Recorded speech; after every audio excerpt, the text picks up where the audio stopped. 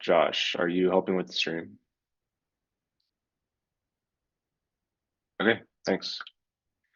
Hello, everyone. Welcome to ACDC. This is number 169. It is issue 1790 in the PM repo. I dropped a link to the agenda here. And yeah, just by way of summary, so we'll touch on any Fusaka things. Yeah, there's a few things there. Then, we're in this process of scoping Amsterdam, so we'll try to make headway there. As a reminder, yeah, there's a handful of CL EIPs we can touch on today. There's many more EL EIPs, so yeah, it's probably going to take another call or two to get that, work through final scope there. But yeah, hopefully we can make good progress on the CL side today, and even pretty much finalize things. So let's see what we can do. And with that, let's start with Fusaka. So I think the first thing, we did have BPO2 on Hoodie. I think it was yesterday or maybe the day before. Yeah, actually it was almost exactly 24 hours ago. So pretty cool. Anyone have anything they'd like to share from there or anything else on the other test nets?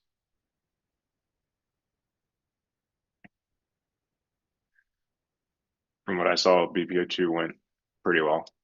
Yeah, we haven't noticed anything, but the team's also mostly been traveling yesterday. But there was no participation drop or anything funky on the peer-to-peer layer, so it seems to have gone well.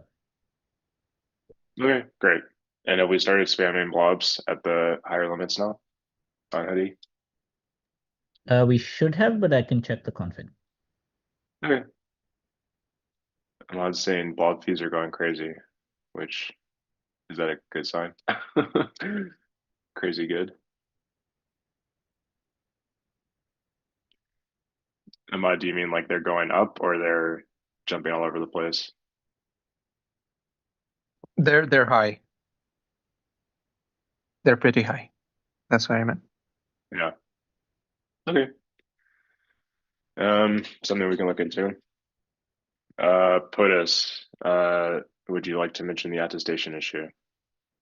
Not particularly, but Okay. Okay. Then I'll reach out after. Anyway, okay, there's some chatter about Hoodie. Anything else though?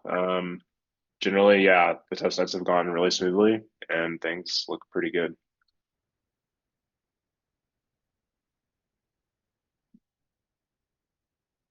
Okay.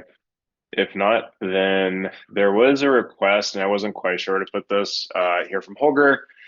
So he points out that BPOs don't have a place to live in terms of like EIPs or meta EIPs.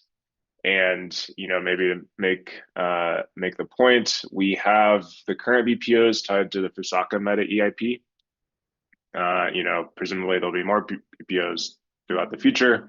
They can go to future meta EIPs. But part of the whole strategy with BPOs is that we can have, this flexibility to do what's almost, quote, interfork changes. And then there the question is like, yeah, how do we want to think about these? It's good for documentation, specification, and just, honestly, communication for everyone to understand what's happening with these changes. So there's a question around how to think about this. We chatted a bit on the ETH R&D Discord, and I think we basically got to a place of having like some sort of interfork meta EIP, something like this. I don't know if Holger is on the call today, but in any case, would anyone like to chime in further? Or if you have any thoughts or strong opinions on how to do this. I think some kind of interfork meta EIP is probably the way to go.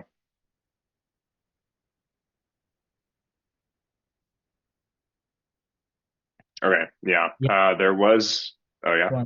The main issue I see with having a new BPO only EIP is that we would kind of mix forks and BPOs again. So you would need some logic that says that BPO 1, 2, 3 happen after Fusaka, but BPO 4, 5, 6 happen after Glamsterdam. And if you separate the two, then it's kind of hard to know which sequence things get applied in. And this matters for the CLs because they build the state on top of the last fork. Yeah.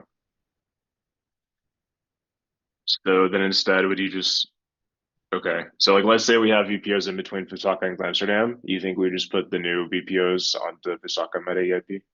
That sounds sane to me. Or we have some meta fork tracker that says this is the sequence of all forks that happen. Right. Okay. In any case, there was some discussion on the execution dev channel. Let me just paste this here in case someone wants to go find it.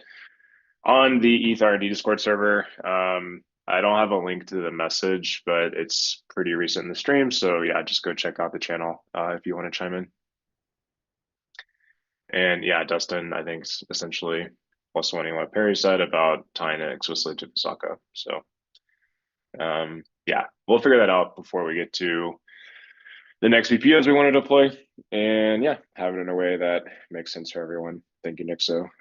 There's a link there in the chat. Okay. Anything else on Fusaka? Otherwise, yeah, mainnet is scheduled to arrive. What is that? Basically a little over 3 weeks. So that's super cool. And yeah. Anything else? If not, we'll turn to Amsterdam.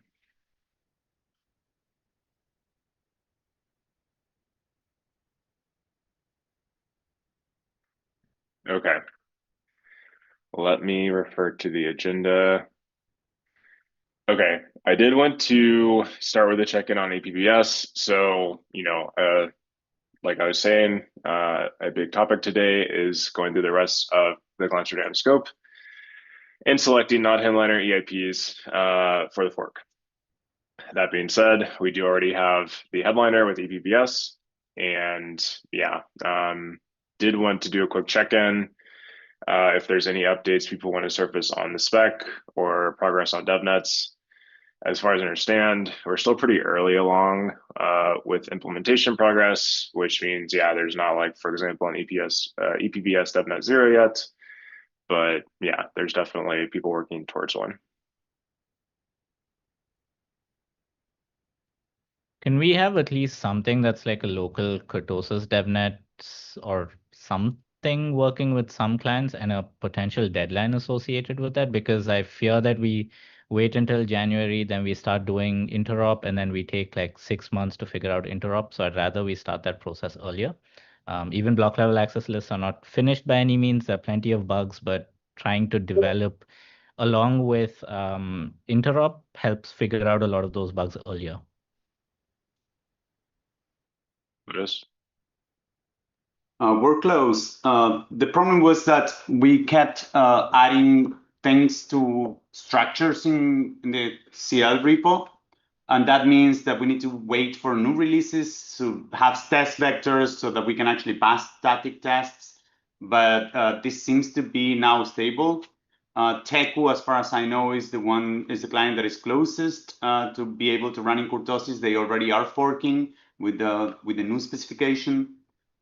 Prism is starting to merge. I expect that it's going to go fast now that we can actually merge into our develop branch. So we hope that in a couple of weeks, we're going to be in a much better position to start testing ourselves and then running kurtosis with Teku.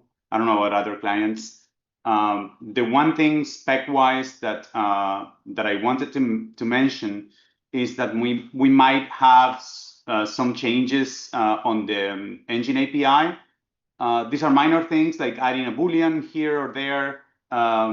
But it'll be nice to have this talk with EL devs, probably not in ACD, probably ACDT perhaps. And depending on what happens with the scoping for Glamsterdam, we have different options to what we can do on the engine API.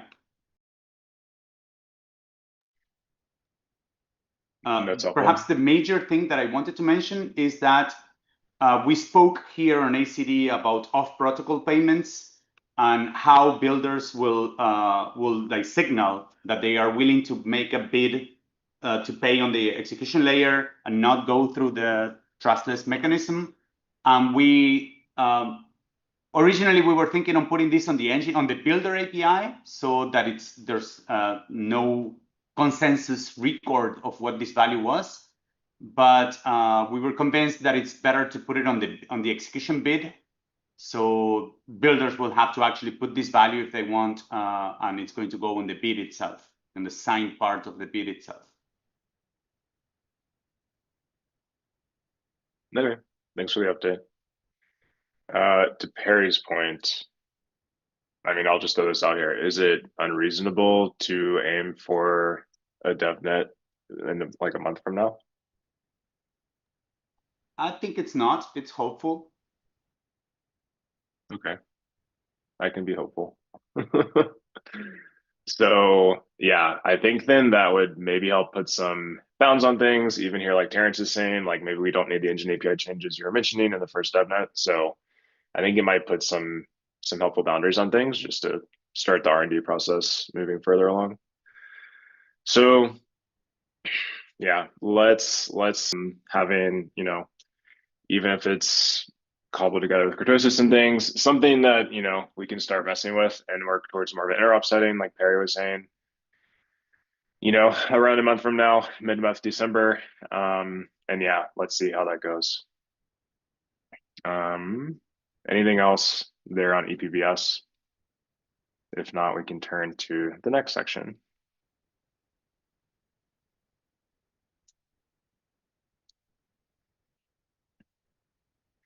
Okay, and before we jump in, I did put this here on purpose, just to drive the point home that, you know, we should be very mindful of how we think about scoping, which is the thing we'll get into next. We do have EPBS as a headliner. It in itself is like quite a big EAP, so we should just keep that in mind and, you know, not add every last EAP and try to have a reasonable balance here. Ryan. Hi, good morning. An EFT member saw a post of mine and suggested that I stop by the call today. I'm here to argue for EPBS being the only headliner in Glamsterdam, or rather to keep Glamsterdam as scoped down as possible, to ship as fast as possible, to unlock additional blob scaling as fast as possible, and thus for the exclusion of Fossil from Glamsterdam. My reasoning for this is that Ethereum's L1 plus L2 model is really finally starting to work. Base chain and world chain L2s are growing extremely quickly. They both have direct business line of sight to dramatically increase their blob use. And so the downside risk here is that base chain or world chain may leave blobs for alt DA in the worst case. And I see the L1 and L2 model as being just on the cusp of public acceptance. And eventually, the model will be mature, sufficiently mature that any particular L2 leaving blobs won't shake confidence in the underlying model or in Ethereum. But that's really not where we're at now. We're currently in a transitory period of nascent public acceptance of the whole enchilada. And so I think this would be a really terrible time for some of our top customers to think or act about leaving blobs for alt DA. And based on their growth trajectories, it seems that months matter. And so I think there is a customer circumstance argument to keep Glamsterdam as small as possible, including the exclusion of Fossil. Thank you. Okay, thank you. Right, I was going to jump in a bit differently, but yeah, thanks for sharing that perspective. Hopefully everyone can just keep it on their minds.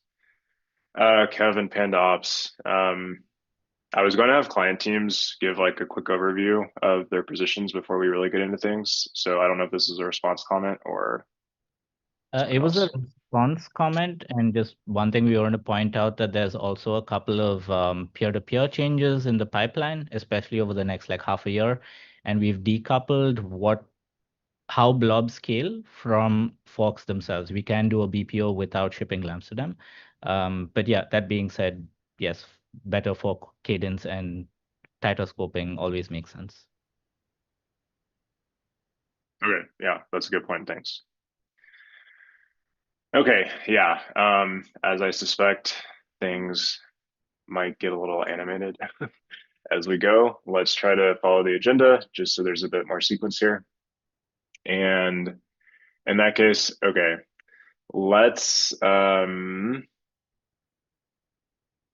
here, let me just do it like this. So we have these EIPs here as non-headliners, and right, we have EPBS as the headliner. Our task today would be to select which other non-headliners we want to go in.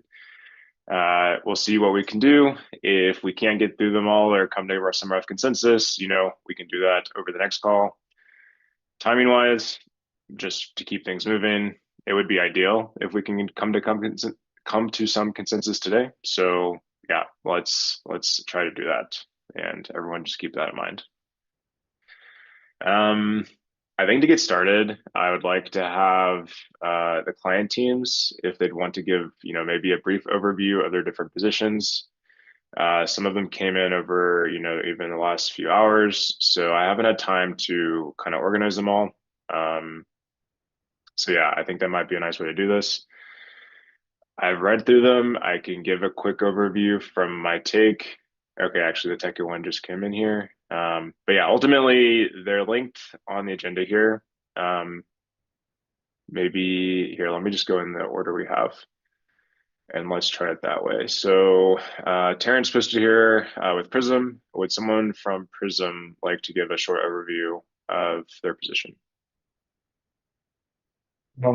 Yeah, since I posted it, so I guess TLDR is that we're in favor of 8045, 7688. For 8071, we have the homework of just like understanding that shorten the subjective period to 7 days. The numbers are right. The numbers here meaning that the new churn quotient. So I'm still studying that as well, but I'm sure it's fine. So yes, we will prefer 8061 over 8071 for the reasons I mentioned in the description. But 8062, we're a little divided in a way that like not sure like which approach is best, and changing consensus code is always a scary thing for this type of things. And 7805 also we are neutral, but we do worry about like adding complexity because EPBS itself is already complicated. such that it will push your Amsterdam mainnet deadline to potentially end of next year. Yeah. Okay, thanks. Let's see. I'll just go by client teams for now, and I think the next one here would be Lighthouse. Would someone from Lighthouse like to give an overview? Oh yeah, I can speak. Okay, thanks. So yeah, so for us, the TLDR is we think the timing is right for Fossil, and we don't think the implementation will add too much overhead, such that we should really panic about being able to deliver EPBS. But we acknowledge that EPBS is going to be complicated and big enough on its own that we really have to be careful what else we tag along with it. So our position is basically do Fossil, send Fossil at the same time, and everything else we hold off for Hacker. Except that we would like to see some way to address the consolidation exit queue workaround, because we don't think that that's intended behavior. So either 8071 or 8061, whichever is more appropriate. We're preferencing 8071 because it's a one-line change. But yeah, that's basically where we stand now. Okay, thanks. Let's see. Next, there was quite a bit of conversation here. Okay, I think next thing we had Lodestar. Would someone from Lodestar like to walk through their thoughts? Hey everyone, this is Phil here from the Lodestar team. So basically, to summarize it, we have a TLDR that we strongly believe that Fossil should be included in Glamsterdam. We currently estimate an additional engineering effort of about 2 weeks for our implementation on top of EPBS. So for us, the lift is not very heavy for us to include Fossil, which is why we believe we can include it. And really, if that's like the only thing, we would be pretty happy. But we do have some other positions on some other EIPs, which I'll quickly skim through. We feel that 7688 has been stagnated for quite a while and would be nice to get in. Also, in terms of the perspective of we also have customers that are looking to get that in as well. And 8045 is a nice simple fix as well. So we would be okay with that. In regards to the remainder of the things, we have different opinions here about this, but we are very well aware that we want to ship as soon as possible. So we've also just decided to potentially think of those maintenance EIPs more for an H-star fork.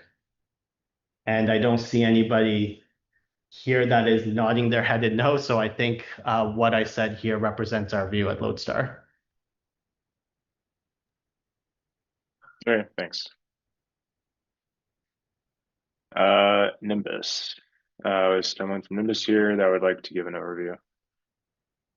Yes. Yeah, sure. So broadly, so we support 7688 as well. I mean, this is and for essentially the reasons that have been described. I would note that Diva, Wido, I mean, various of the large staking entities have shown up here, and in fact, I believe Diva posted in that in the thread, noting that this directly benefits them. So that's 7688. We also support 8045. This is, from our perspective, a fairly simple, straightforward bug fix in the spec. Yeah. We support 807081, which the reasoning there essentially being that you have the consolidations that was, I mean, and it's simply not an intended path.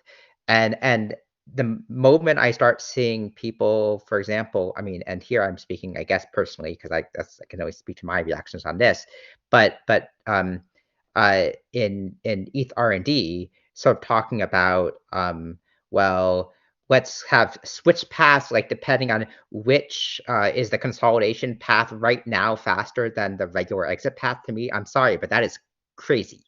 That is crazy. No, so we have to just cut that off from my perspective. So things which lead to that kind of discussion. So anyway, Nimbus overall, Fossil, this is a key point I think can be one of the bigger discussions. I am broadly aligned. I mean, so I have to say I've read some of the others, but broadly aligned with the idea that we support Fossil in principle. It's good. It's the future of Ethereum. Great. However,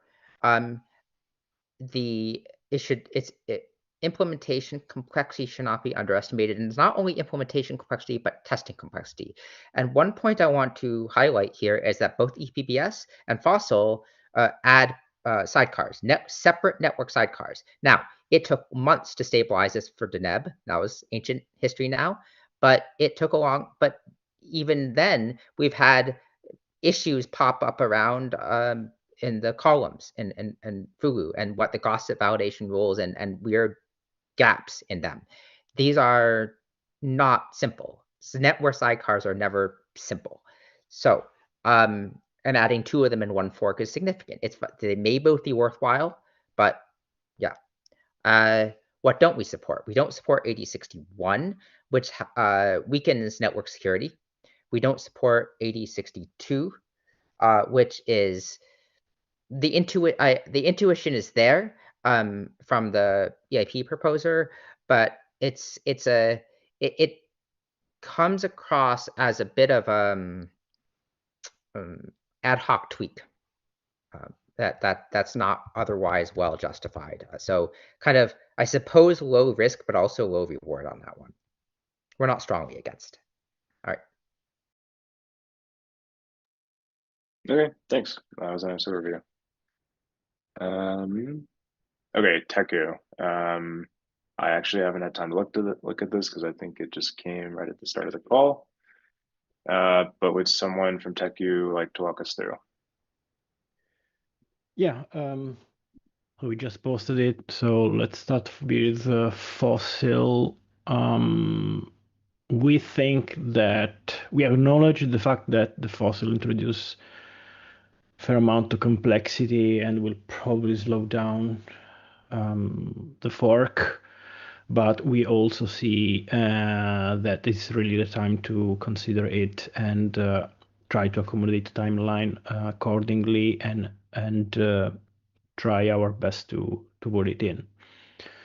So we are in favor of it. The other one which we are in favor is 8045, simply because it's a tiny change that makes sense to fix.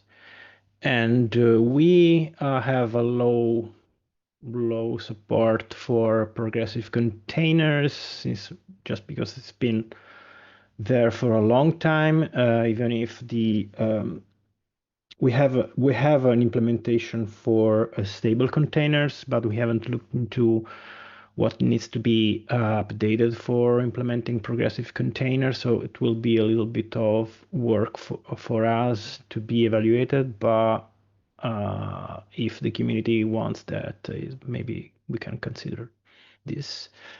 And we are also mildly considering 8061, the churn limit, definitely because the user experience should be improved for sure. And we are kind of neutral on the other ones. We don't have a strong opinions for the 72 and 68, for instance, which are very tied to fast finality things, and we don't have a proper idea of the timelines and how quickly these things needs to be done. That's us. Okay, thanks. And then Solius here with Grandine has chimed in. Solius, I see you here on the call. Would you like to speak to your comment?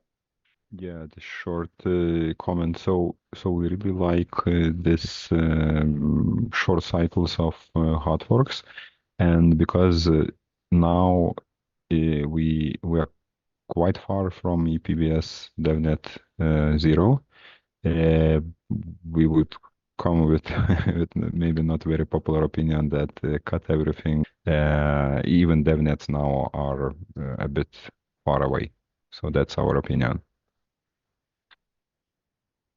Okay, thank you.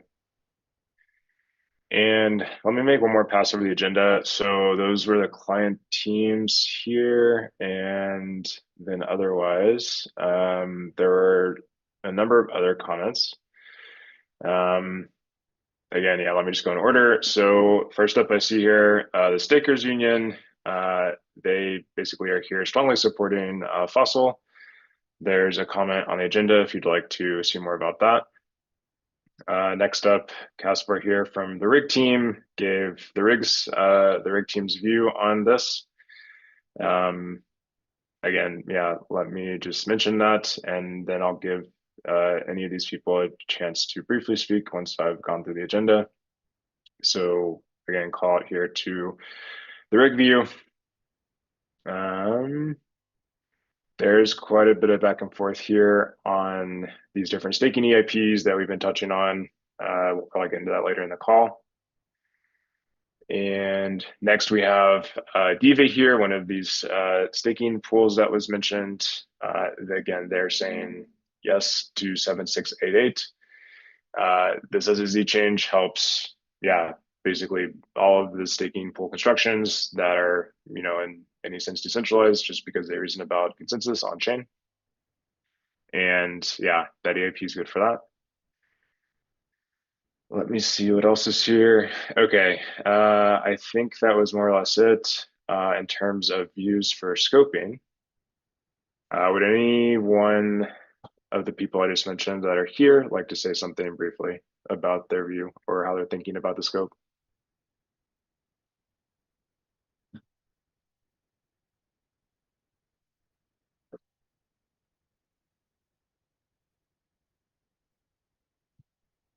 Okay, then we'll leave that there. And yeah, so Sophia has a comment here, which brings us to what I think, it sounds like this is, one of the big questions that we need to decide. So it sounds like there's, some support for Fossil, maybe some teams lean against. And I think, again, this comes down to thinking about scoping and the fork and how we want to actually pull this off. So yeah, would anyone like to present any views to Fossil itself? I would have a suggestion myself for how to move forward, but yeah, maybe first we'll hear different either arguments or comments supporting or not supporting Fossil in Amsterdam. And maybe before we jump into things, even if we say no to Fossil today, that doesn't mean it can't go into a later fork. So we're not saying no to the entire idea or the EIP. So I spoke. Yeah, thanks. My comment was going to be mainly about this because I've seen your post and I think there was an opinion that was shared also by some other people that we can like DFI Fossil, but then maybe include it in H-star. And my take is that I don't really think like anyone can rely on statements about the next fork. Like for me, it's really obvious that a lot more unpredictable information will come in over the next year, and it's just like impossible to say how things will turn out or whether like Fossil can be included in the H-star fork. I think I think in your post you also say there is no social risk for Fossil. I actually disagree, but more importantly, I just think basically we don't know. So I wanted to make a comment about that. And to me, like in some ways, like saying, ah, no, we'll DFI fossil now, but we can include it in the next fork feels like sometimes like a way to just like DFI fossil without like causing too much discontent amongst like the community and core devs that have been pushing for this. So I did want to mention this because I don't want it to be the case. I don't want to be like, yeah, sure, we'll include it next fork, and we all know like we have no idea whether it will be included, but then sort of like use it as a pretext to just like push it back further. And yeah, I think if I understand correctly, like the main pushback against fossil has been around fork cadence and fork scope and complexity, which are all like valid arguments. And I know we are like in this sort of new meta that prioritizes like 6-month forks above like everything else. Included, I guess, including like shipping features that drastically improve like some of the protocol's resilience and properties. I feel like in the end it's pretty straightforward. Like either we do think for cadence is basically like the most important thing we should optimize for, including and that is just like basically more important than shipping protocol upgrades that preserve some of the core properties and values Ethereum stands for. Or we decide to, basically SFI both fossil and other EIPs we consider crucial for the future of the protocol. And we accept that this may delay the fork by a few months. But what we shouldn't do basically is like make statements about H star to justify DeFi fossil or any other EIP, basically. So yeah, that was my feedback. Okay, thanks. And maybe just for context, so I do think one path forward here, given all the considerations and the mixed support that we have today, is just say yes, like fossil is very important. At the same time, there just isn't room for it right now in Amsterdam, and the proposal then would be to basically only have EPBS and a small number of other of these CL EIPs in Amsterdam, and essentially move fossil then to Heka. I think the biggest pushback to that is saying, hey, so I spoke with Sane, essentially like it's really hard to make commitments about multiple forks. I hear that. I also think a lot of us here will be the ones determining this, and so if we just all agree to it, I don't see what the issue would be. But in any case, we can keep talking about this. Barnaby? Yeah, hi. Well, I wanted to point out two things. The first thing is that the cost of delaying the fork by, let's say, 4 months, adding fossil to the scope, is not just like 4 months delay, it's also losing out on the massive benefit that we're getting from the other features that Amsterdam is supposed to ship for this extra 4 months. I think Ryan made the point earlier that, there's a time component that I think is pretty critical here. The second thing I would want to point out is that some of our top researchers, some of our top testing people, some of our top ops and deployment teams are all thinking that this is just impossible complexity to manage. Not impossible, of course, but just compounding and explosive complexity, and that it's a mistake to add it to the scope. And I think this signal also needs to be heard. Yeah, good point. I do think our top priority here should be the security of the protocol. And again, just adding more to the scope does increase the risk of a hard fork. Every EIP adds risk. So I do think in that framing, we should lean towards less rather than more. Mozart? Yeah, so we also feel strongly in concert with both what Barnaby was saying and what Thomas was saying, is that there is an importance to the cadence and being able to ship and deliver and realize these features, and the complexity is high. But the pressure in order to basically force things into the current fork, because of that risk that was spoken about of like, is it a secret DFI, is real. And we've seen it happen a number of times in the past. And this is where I think the idea of we should really start thinking about N+1 and N+2. Like planning as far as your nose is out in front of you is great for some things, but this is the increasing complexity of being able to not only schedule development effort and being able to do research planning from a client team perspective, but also from a research perspective.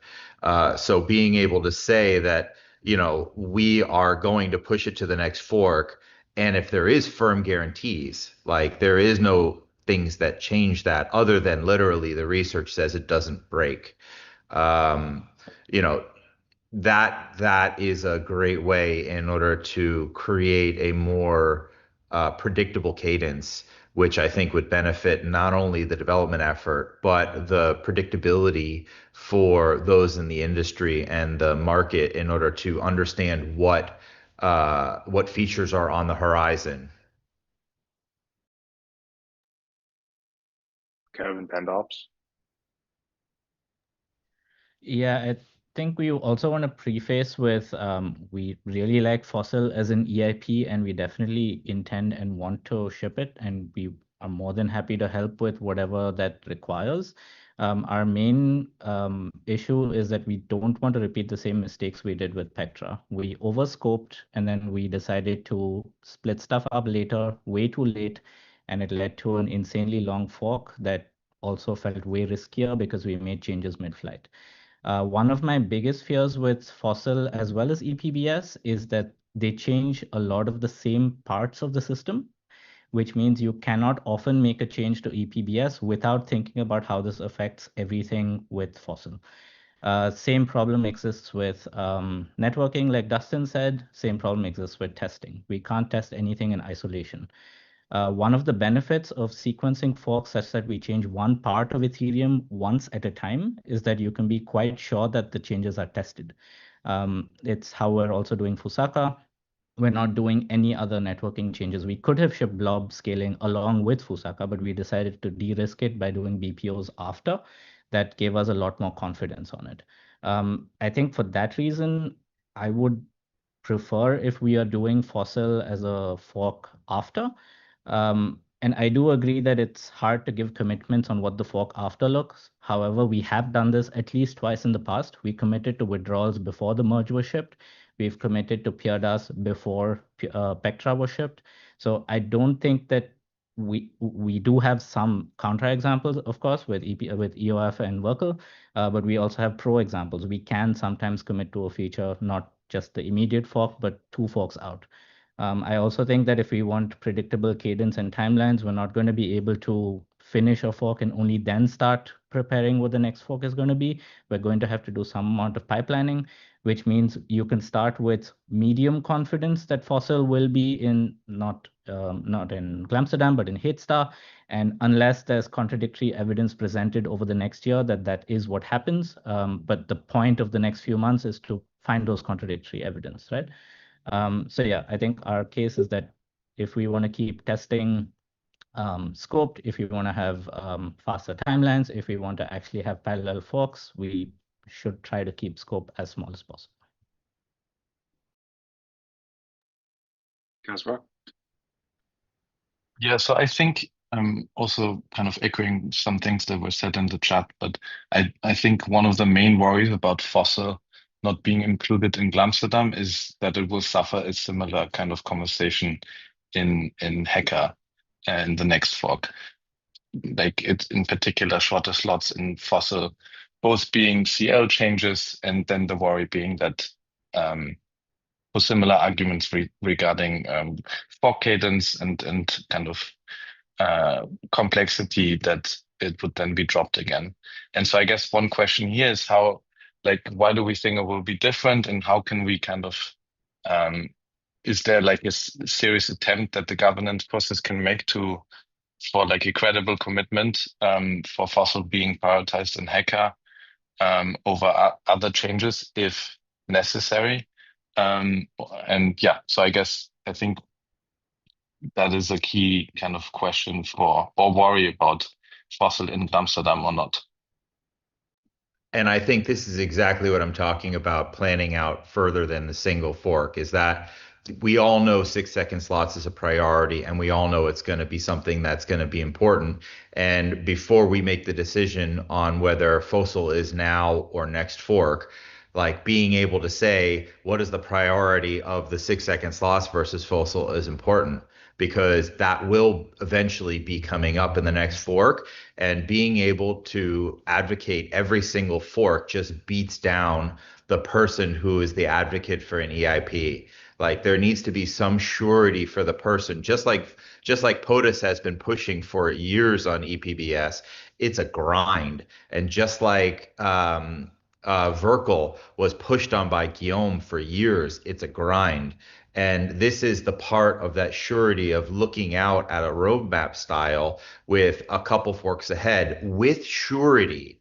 Like we will do this in 2 forks, and there is no delay of that, short of a security bug. Like to me, this is a critically important piece to creating the longevity to the dev process that we all would like to see for Ethereum. Vitalik. Yeah, hello guys. Yeah, I think one thing that's just important to keep in mind that I think now quite a few people have kind of hinted at, right, is that Ethereum is not just a technical system, it's also a social system. And so if we have goals that we care about, we need to continually make them clear to our community and even ourselves, not just by but by speaking, but also by taking action, right? And I think, like to me, that would be the like that's one of the stronger cases for either like making some type of commitment to Fossil, which I think there was a good point made, right? Which is that it's like it could happen in the next fork, or it happened it being top priority. And I think I would say explicitly above 6 seconds in priority in the in the fork after that, right? Because there is like I think there is an actual risk that basically, if the community perceives us as continually delaying certain kinds of things, but then prioritizing efficiency upgrades, then that's like a pattern that will perpetuate itself. And so I think it's like it's good to think about how like basically even just for that reason alone, making sure we have at least some density of changes happening that are directed toward goals like censorship resistance and decentralization, and being able to say things like, okay, we've done scale really and quality of life related things for the last 3, and we need to go in some different direction for this one, right? So, like my view is that like we need to be willing to make commitments that last, that go further out than one fork, and that at the same time are not absolute, but that are also meaningful. And this is like the like I don't think there's any one particular format that's the only way of doing it, but I think we do need to have an answer for people who will ask, well, like basically, like when if there's strong agreement that something is valuable, then when is it getting included? Yeah, that's helpful context. Thanks. Sophia. Yeah, I want to give a ZK EVM perspective. This is my opinion, not a team opinion. So at the same time, I would like to see EPBS as soon as possible, because we need the pipelining, the attestation pipelining to launch an optional ZK attester client. But also, I would be concerned if fossil is delayed past the H fork. And the reason is that I see fossil as actually part of our scaling roadmap. I think that we need it for censorship resistance by the time we are setting the gas limit based on proving benchmarks rather than execution benchmarks with the current validator hardware. Because I think with multiple proofs that we need for security, I don't see the possibility of generating all those proofs with like a single GPU. So it will change that landscape. And my most optimistic timeline of that happening would be mid 2027. Again, I think that's quite optimistic. But if you project that in, and the possibility of fork delays, I would be concerned if fossil could possibly block that if it's bumped out of the H fork. So I am sympathetic to people who are skeptical of commitments that go out beyond the next fork, but I think it would be ideal if we found a way to do that more credibly by pipelining the work and setting some types of deadlines for it while people are working on Glamsterdam.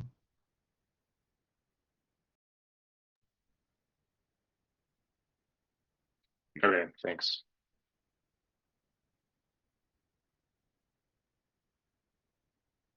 Any other present comments? Okay, so let me try to play this all back.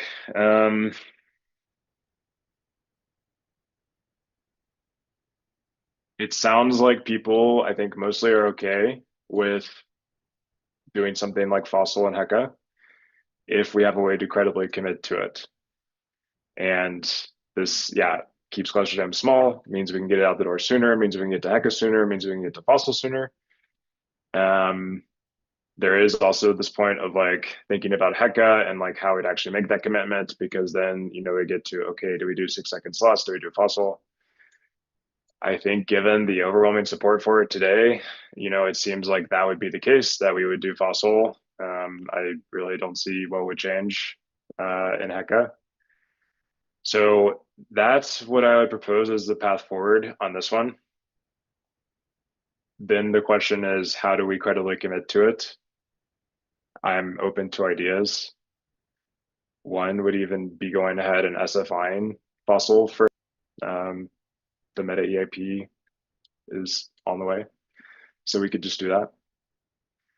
We could do something lighter weight. We could say, even just essentially have the message from this call today, hey, core devs, unilaterally support Fossil and Heka. I assume unilaterally. It sounds like it's unilateral. But in any case, basically say, hey, this is definitely happening. And ultimately, people just take us at our word. And the reason they can do that is because, I think the sentiment today, the people today, will still be here for the most part. After Amsterdam, we can have the same views. We'll bring this into Heka. And I would be very surprised if we have this commitment today and don't get to Fossil and Heka. I think the part that we stand is that it's not so much you say it's hard to say we would, it's a commitment. And that's the part that I think if we could get there, is great.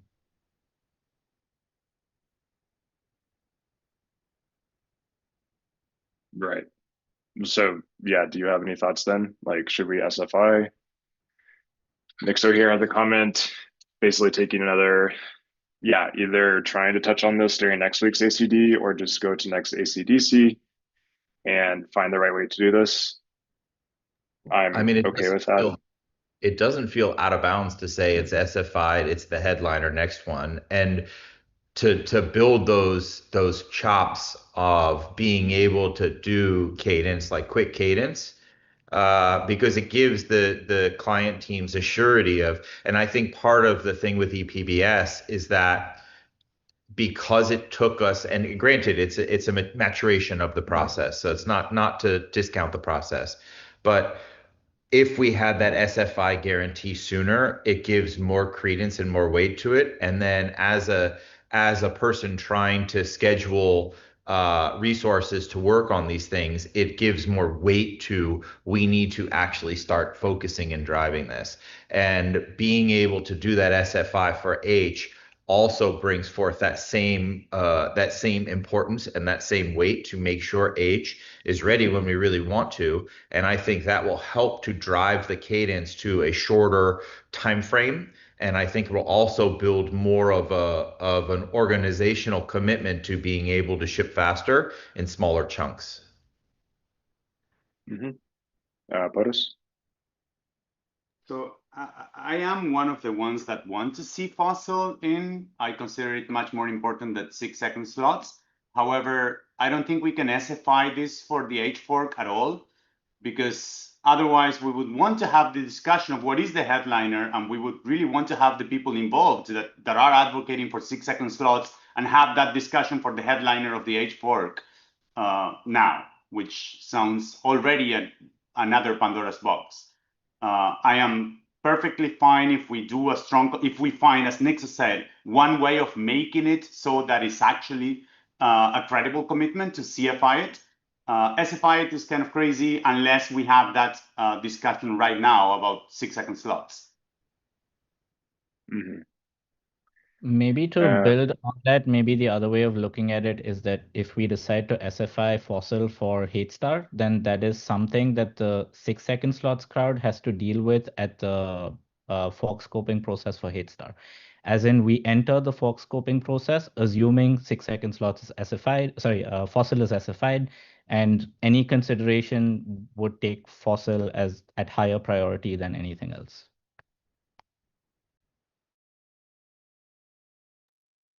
Yeah, so I spoke.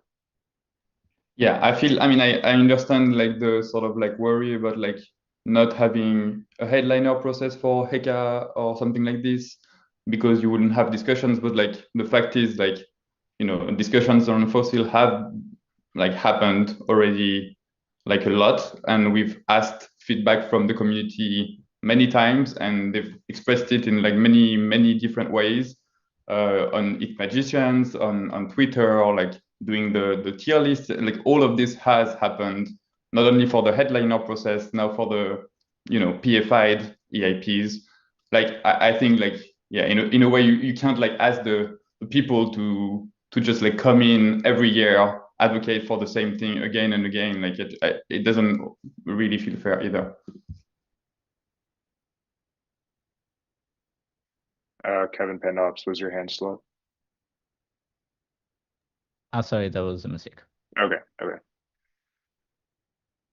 And I do think that's a really good point, is that that's the part of like re-advocating. If there's a decision made, it's easy. You know, you say that it's SFI'd, and if we can also do 6-second slots, that's awesome. But that becomes the same discussion we had today for fossil. Is like, we think EPBS is the headliner, or it is the headliner. Can we fit fossil in? Well, maybe not, so we can push it back to the next one. But then, well, can we fit in 6-second slots? Maybe not. We could put it to the next one. And with that kind of a process where we're doing longer term thinking of how many forks out and sticking to it is the part that I think is the piece that was missing before, is that you had to re-advocate. You now can start even to think about even shorter than 6 months. And I know that's very aggressive and ambitious, but if you're working on very small chunks in parallel, it's much easier to plan for team resources and do the actual development to maintain an even faster cadence than I think we even appreciate today.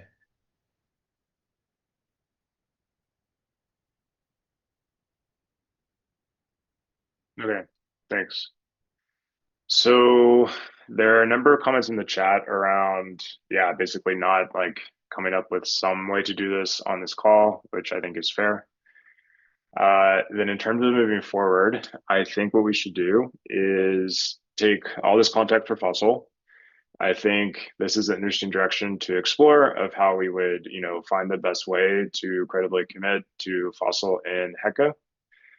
I think, yeah, we should probably just go ahead and do that on the next ACDC. So that would give everyone 2 weeks to think a bit, see how this sits. You know, there's a couple different options. I can propose some things that could look like, you know, that could look like putting it as SFI'd on the meta EIP that kind of sidesteps the headliner process, as some other people pointed out in the chat, which I think is fair.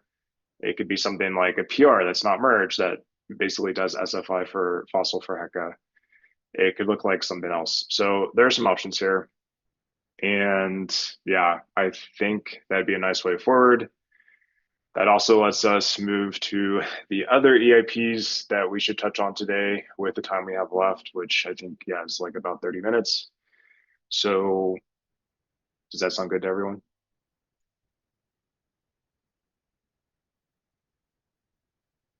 So essentially, yeah, keep all this context in mind for fossil. Let's try to find a way to think about how to get it into Heka. We'll sort that out 2 weeks from today on the next ACDC, and then we'll move forward with the other EIPs today.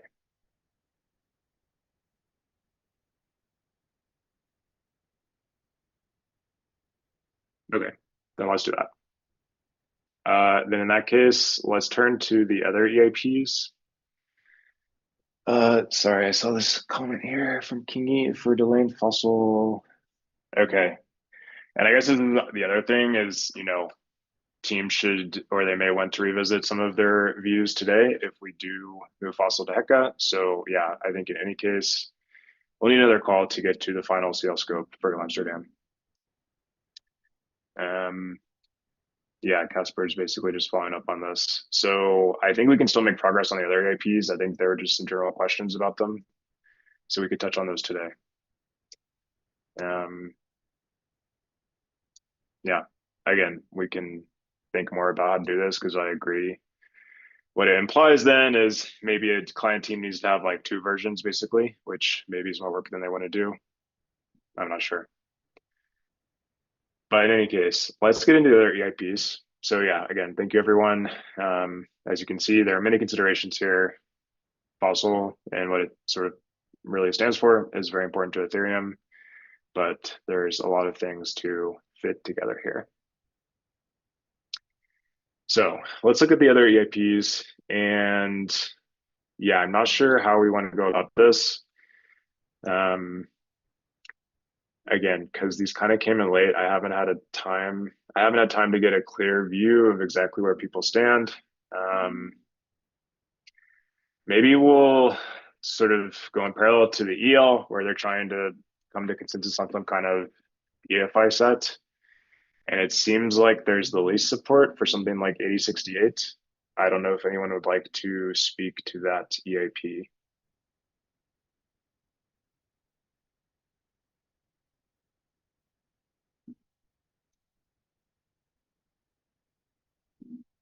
I could also frame it as support for 8068. This is the one that changes the effective balance design a bit. And I believe the intent is to make it essentially have like a more even playing ground between 0.1 and 0.2 validators. I think it also ties into some of these other EIPs. So yeah, Anders. Yeah, I can just say that, yeah, exactly as you said. So that was what it does. But if it's too complex, there's also this, yeah, so there's an interaction essentially between 8068 and 8062. So we're thinking about if we can sort of compensate for the, you know, the lower yield that you get on a compounding validators if you have a lower balance, because you lose out on that 0.75 ETH that you're not getting any return on investment on, by instead raising the fee on 8062. So we don't do 8068, but we have 8062, which slightly stronger fee. So, and I can also flag that there's in 8068 there's an alternative specification where we just remove this way for people to partially withdraw down to right now you can partially withdraw down to 32.75 ETH, but still getting 33 ETH of effective balance. So you can get like a higher return on your investment by keeping your stake very low on a compounding validator. So there's this option to just do that as well. But anyway, I see that the complexity of 8068, it seems like there's like to do the whole thing where you change the, you know, the effective balance bands. It seems like it might be off the, yeah, out of scope as it seems. I don't know. I'm not sure about how people feel about it. Okay. Let's see, was it POTUS and then Greg? Yeah, so I've learned something when speccing EPBS, and is to talk to the teams that are going to be affected, and even though they're always they might never change their mind.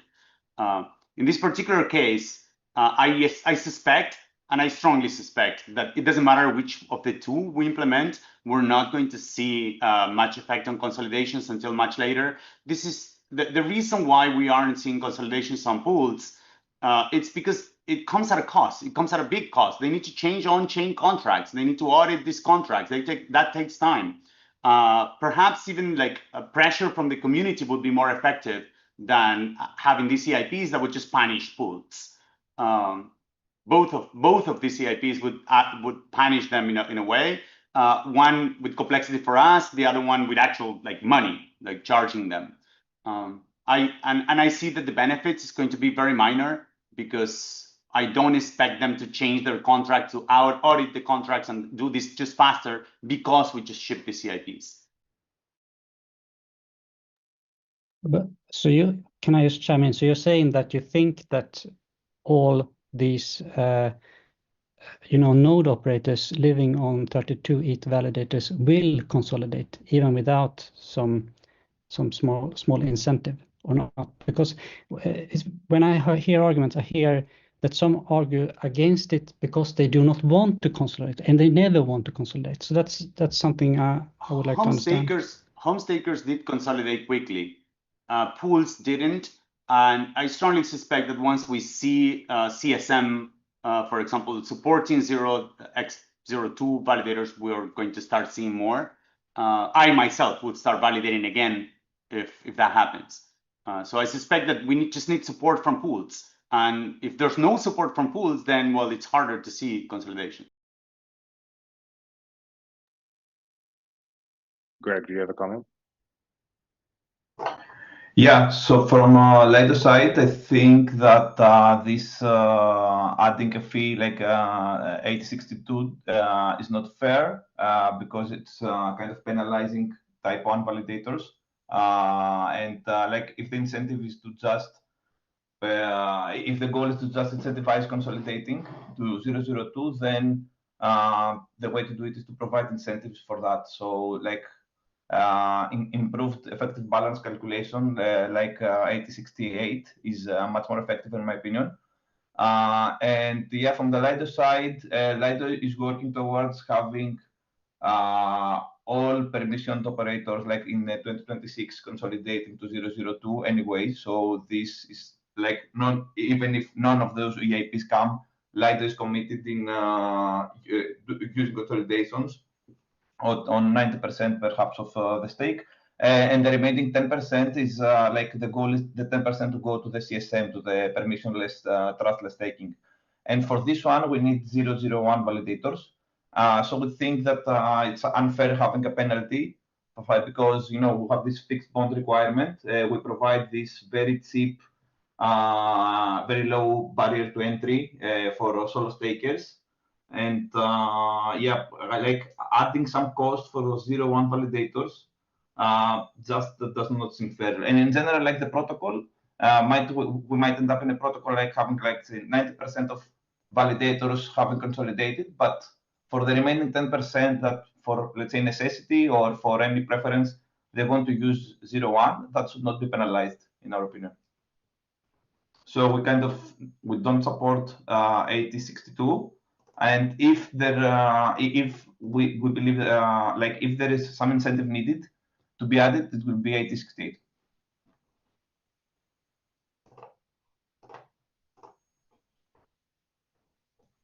Okay. Yeah, thanks for the input. So, okay, I think we can at least, in terms of making progress through the scoping discussion, it seems like we can go ahead and DFI 8068. And again, I think going another call here, so then maybe, there's things to work through in other EIPs that kind of accomplish some of the same goals. But I think we can at least do that today. So I suppose this is a chance for final comments. Otherwise, let's at least leave today with DFI 8068. Yeah, just a small comment, just so that people are aware about this gaming incentive that you have when you can withdraw down to 32.75 ETH, which can be addressed separately but if people are aware of it and they don't think it's a concern, then we can DFI it, I guess. Okay. So let's go ahead and do that.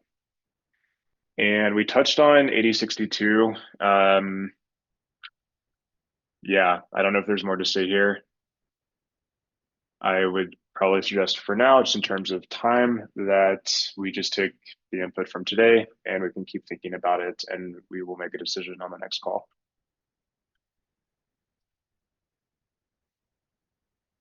Let's try to go through these other staking EIPs that touch the staking mechanics. So we have 8061 and 8071. So 8061, this is the EIP that touches various turn limits. 8071, this is preventing consolidations as withdrawals, which patches this essentially consequence of Petra. So yeah, sure, Kev Pandops. Hey guys, it's Barnabas. I would really like to actually end the discussion on all the EIPs today and make a decision about everything, including we just made a decision on Fossil to basically push it to the next fork. So based on this, I think we could actually either DFI or SFI all the remaining CL EIPs in today's call. Please no. Yeah, I agree, Barnabas, with the spirit. I think especially given that, this fossil, the way we want to handle fossil is possibly somewhat novel. I think at least one more call is justified. Okay. Any comments on 8061 or 8071? Yeah, I mean, I can just say, support soon. Oh, sure. maybe, yeah, just about 8061. One thing is like I think I presented it maybe 2 weeks ago. And one thing that has changed, I don't know if people have seen, but is that now the activation limit stays. So there was this concern that people brought up about the basically state growth and all those like issues kind of getting worse as we increase the activation churn. So I've decided to not have this discussion be part of the AP. So I just decided to keep the cap there. And then another thing is that it introduces this mechanism of basically churn sharing between the exit and consolidation queue. And in a way, this makes it also basically like it makes it so that either we should do this or 71. Like if we do this, it doesn't make sense to do 71 because we already basically solved that problem. So yeah, just that. Obviously, like 71 is a much simpler EIP, but it's also trying to do much less. It's trying just to address this specific kind of issue with the consolidation logic. Whereas here, there's all these other things going on that I think we already discussed last time, and I don't know if it's worth now going into again. I think we're good at it, but yeah, that was helpful context. So, right, I would be curious then to hear from client teams if they'd had a chance to look at 8061 in enough depth to get a sense of, yeah, like, because it sounds like 8061 would be superior to 8071, but the concern then would be, it's a much bigger EIP, or at least big enough. Do client teams agree with this assessment that 8061 is big enough to have some reservations? POTUS? So I would first try to make sure that we want to fix this issue. If we do, then we can argue between these two. If we don't, then we don't need to. I personally believe that we need to fix it. And I believe that 8071 is the wrong way of fixing it because it's the worst case for everyone. The people that are using this system will stop using the system because it's unfair, but they're going to start like increasing the churn on the actual exit queue. So the people that are being hurt are being unfairly treated by the current system will be even in a worse situation after we put 8071. And on top of that, we're not using the churn of consolidations when there aren't consolidations to actually do something useful, which is exits. So definitely to me, it sounds like 8061 is the right way of fixing this. The complexity is much higher, but it's not that much higher. I mean, we're already like looking into EPBS. The problem we see with 8061 is that it would be nice to have a formal proof or some formal treatment about like the weak subjectivity period and these kind of concerns. Francesco? Yeah, so I mean, one point is like there's a lot of stuff going on in 61 that has nothing to do with fixing the problem that 71 addresses. So if we're specifically just talking about that problem, we could also just do the thing that 61 does of the churn sharing and forget everything else about 61, which reduces the complexity a lot. And then we can have the rest of the discussion around the churn limits and increasing and so on and weak subjectivity like separately from all of this. Like I could split it into two EIPs or it could replace 71. I don't know, just to like simplify this discussion and not kind of conflate the two things. And then on the weak subjectivity point, I also like I saw this on the issue and I asked a question, but let me ask it now as well. What I didn't quite understand is like, is the question about this analysis on what the impact on the weak subjectivity period is, or on like which weak subjectivity period we should be choosing for what reasons and so on?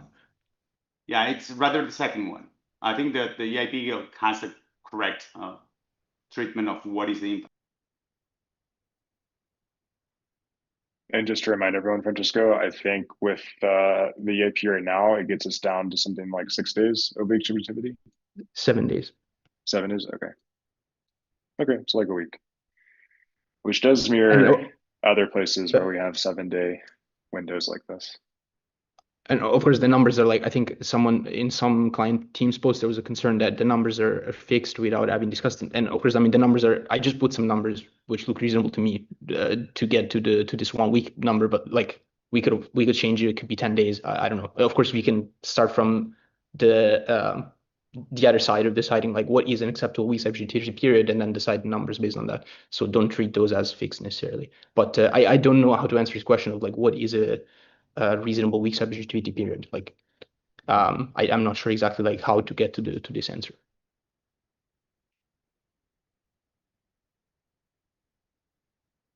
Okay. Okay, I think that gives us some paths forward on 8061 and 8071. It sounds like there's generally support from everyone to do something here. It's just figuring out what the right something is. And okay, then let's turn to 8045. This is the EIP that would exclude slash validators from the proposer sequence. Yeah, so I think where this really comes up has been on DevNets or testnets, and it seems like a nice quality of life thing, mainly for us in the room. But then the question is, you know, do we need it on mainnet? Will it like really substantially improve things on mainnet? Again, I haven't had time to get a good pulse of the different client opinions. I think some people were for, some people were more neutral.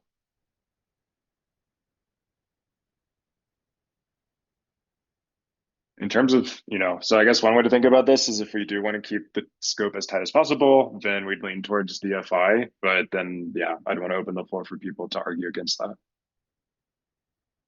POTUS? I just have one little grudge with this EIP, and it's the fact that I haven't really audited our code, but it's the fact that today when we are going to propose to check who the proposer is, you can grab any state that has the same shuffling and the same active validators as the one that was used to compute the proposers. But this EIP changes this because you now need to also have the same slash validators. and those can change intra-epoch. So I think this isn't straightforward as one would really think. It's one of those CIPs like what happens in Electra that you see just a one-liner and then you think it's a one-liner, it might not be. But after the look ahead in Fusaka, it might be really minor complaint. So it's not a strong complaint that I have, but I want people to be aware of this change. Okay. Wouldn't you also know from the same state that if a validator was lost or not? So it seems like that's fine, right? No, because you need to have the slash validators at the time that the look ahead was computed, which is different than your head state. So for example, today when I want to check who the proposer is, I can just grab a head state. And that would still be the case after the CIP because of the look ahead. But if you for some reason need to recompute the proposers for whatever reason, because you're syncing something from fork, then today we can grab any state on that fork. It doesn't need to be exactly the one of the epoch transition. If we have at handy one recent state from that fork, we can just use it. We can just grab it from a cache and use it because we can prove that it has the same shuffling and the same active validators, because those only change on epoch transitions. But if we add the CIP, this is going to be impossible. Yeah. Okay. And the claim is that it's that much worse. Like it would actually be an issue here in terms of performance or something. That it's minor. Okay. Okay. Well, that's a good call out then. Is it still a minor issue with the proposal look ahead? Yeah, because of the proposal look ahead, in most cases, it's going to be a very minor issue. In most cases, you can always use the head state.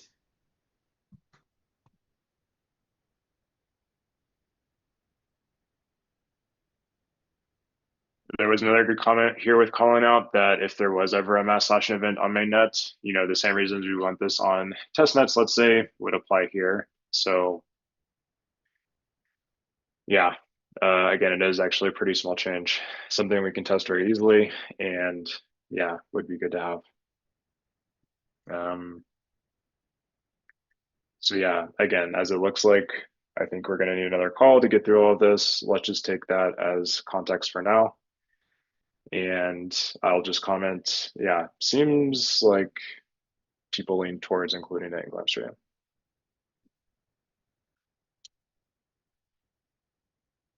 Okay, let's see. I think then the last thing here, and we just have, should have enough time to get through this, would be 7688.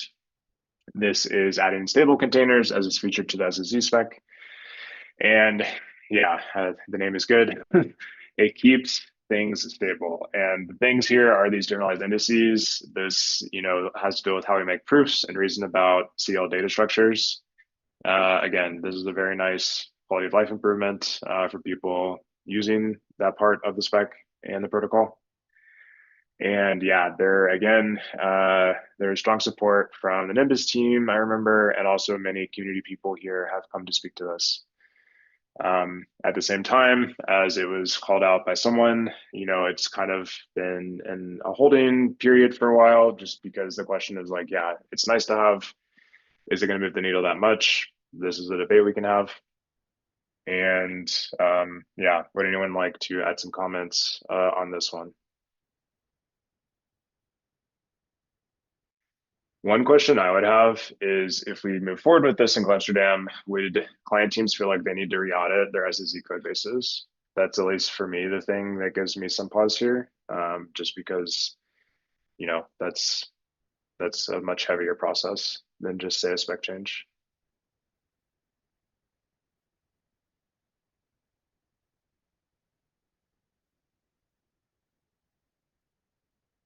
Okay. Came in here in the chat, says it's nice to have, but nice to have is not necessary to have. Greg? Yeah, for lighter side, this EIP is quite important because it reduces a lot of the extra work of the engineering team has in every upgrade. So yeah, there was also a post of Dimitri in the PR of the previous ACD call. But yeah, it will be quite important for Lido because currently it needs hard fork. If there are changes and this Merkleization, this is a lot of extra work for the engineering team. So I will post also here the link of the previous message.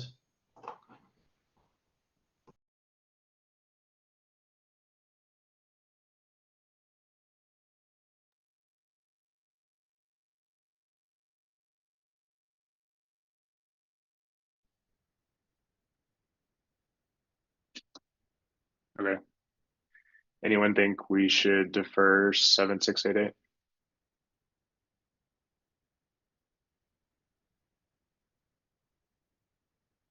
Again, I don't have all the client team opinions handy, but I do recall there was, yeah, mixed support.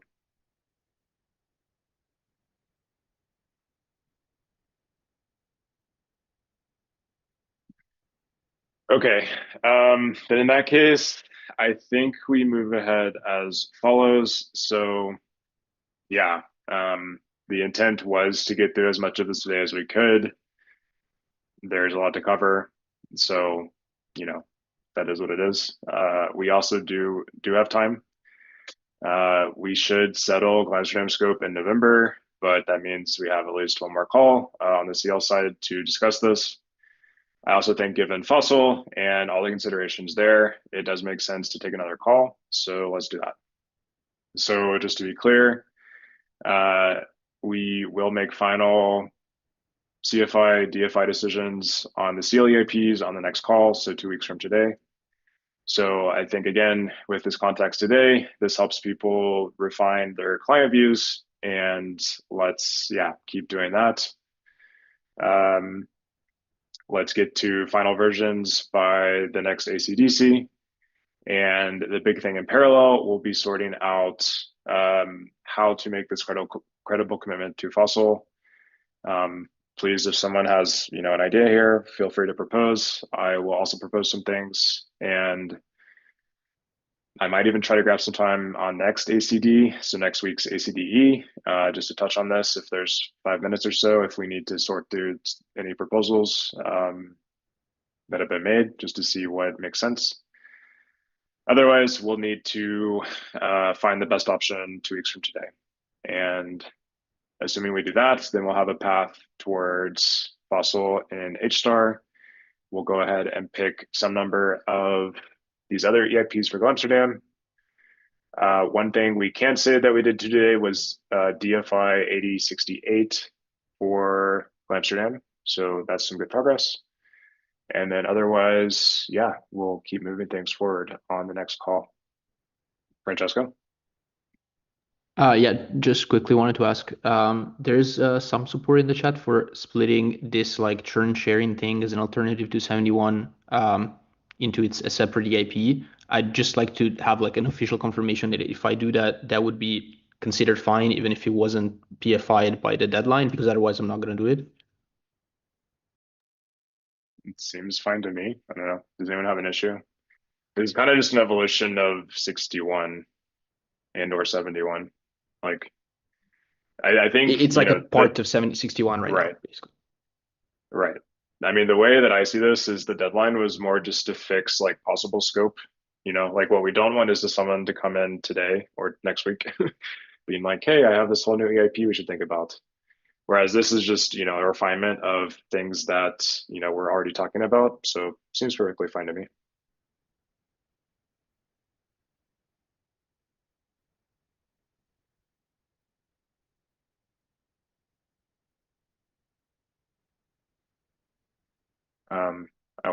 Okay, maybe I'll just do this with my voice.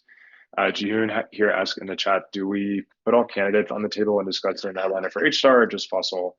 So, well, okay, I was about to say the opposite, Sophia.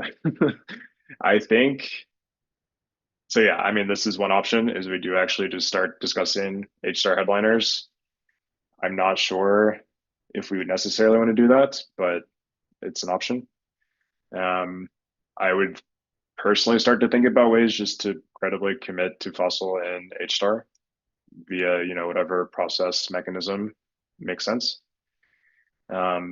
We did touch on this earlier in the call that, yeah, maybe we should go ahead and have the conversation if we want to think about fossil 6-second slots and these things. I can try to reach out to some of the 6-second slot authors of the EIP and, yeah, try to fill it out.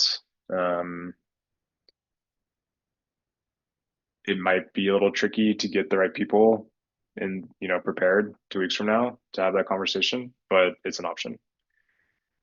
So yeah, I can be in touch with everyone and we'll find the right path forward here.